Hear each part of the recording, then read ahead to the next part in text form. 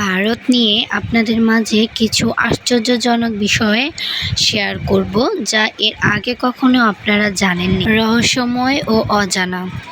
আসুন ভিডিওটি শেষ পর্যন্ত থাকবেন। প্রত্যেকটি ধাপ একটু একটু করে শেষ করবেন।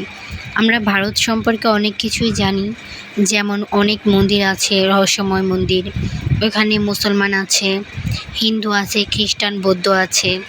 এই সম্পর্কে আমরা আগে থেকে অবগত। আজ এমন কিছুই জানবো যা এর আগে কখনো জানা হয়নি।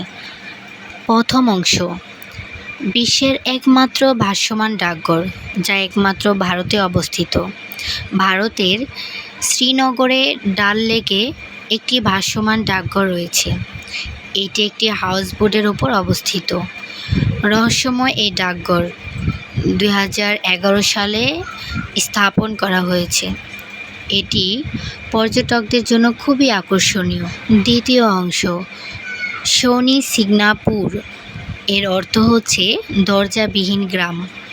মহারাষ্ট্রের শনি সিগনাপুর গ্রামে কোনো বাড়িতেই কোনো দরজা বা তালা নেই।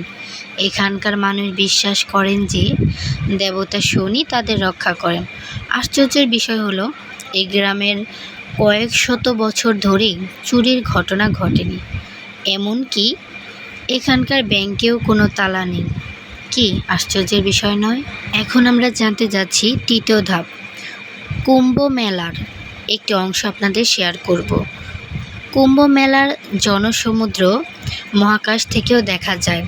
2011 সালে ভারতের এলাকাবাদে বর্তমান প্রয়াগরাজ আয়োজিত কুম্ভ মেলায় প্রায় 75 মিলিয়নেরও বেশি মানুষ সমাবেত হয়েছিল।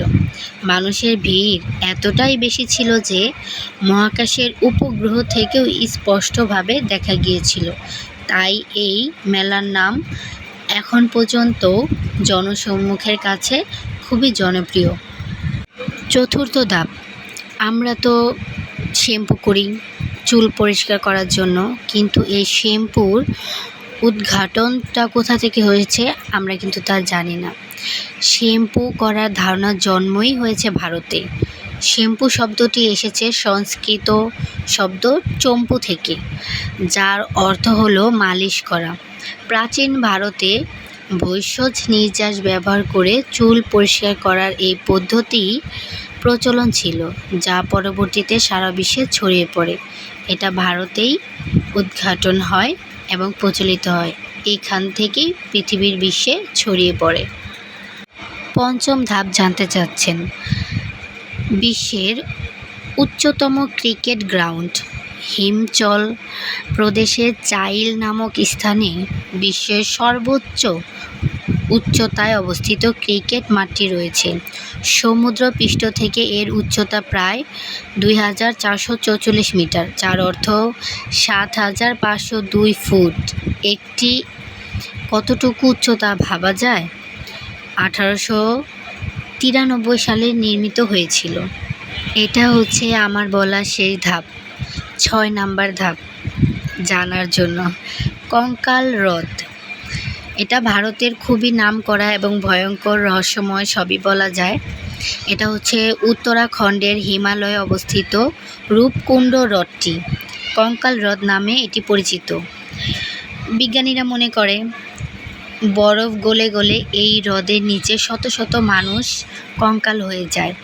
বিজ্ঞানীরা আরও মনে করেন 9ম শতাব্দীতে এক বিশাল শিলাবৃষ্টির কারণে এই মানুষগুলোর মৃত্যু হয়েছিল। এরপর থেকেই বৃষ্টি হলে এই কঙ্কাল হ্রদটি দেখা যায়। যেরকম ভয়ঙ্কর ওরকম রহস্যময়। পর্যটকদের কাছে এটি খুবই আকর্ষণীয়। ইতিহাসের পাতায় আজ পর্যন্ত এটি লেখা আছে এবং জনসাধারণ, আমাদের মতো সাধারণ মানুষ, বিশ্বের মানুষ এটা পর্যটকের জন্য যায়। এ পর্যন্তই হচ্ছে আমার জানা আপনাদের মাঝে শেয়ার করা। আমি জানি না আমার এই ভিডিওটা আপনাদের কাছে কেমন লাগবে, তবে আশা করি আপনারা ভালো মন্দ আমাকে জানাবেন আমার এই ভিডিওগুলো আপনার কাছে কেমন লাগছে। আমি বড় ভিডিও এর আগে কখনো ছাড়িনি, এই ইদানিং ছাড়া শুরু করেছি। তবে আপনাদের সাপোর্ট পেলে সামনে আমি অনেক ছাড়বো। আর আপনাদের জানার কিছু থাকলে অবশ্যই আমাকে কমেন্ট করে জানাবেন, আমি আপনাদের শেয়ার করার চেষ্টা করব।